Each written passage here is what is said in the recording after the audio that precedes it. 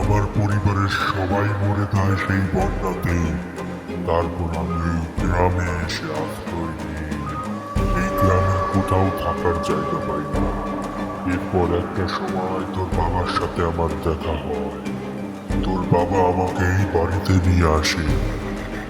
আমার কিছুদিন ভালোই যাচ্ছিল, কিন্তু এই গ্রামে কোনো কাজ না থাকার কারণে তোর বাবা শহরে চলে যায়।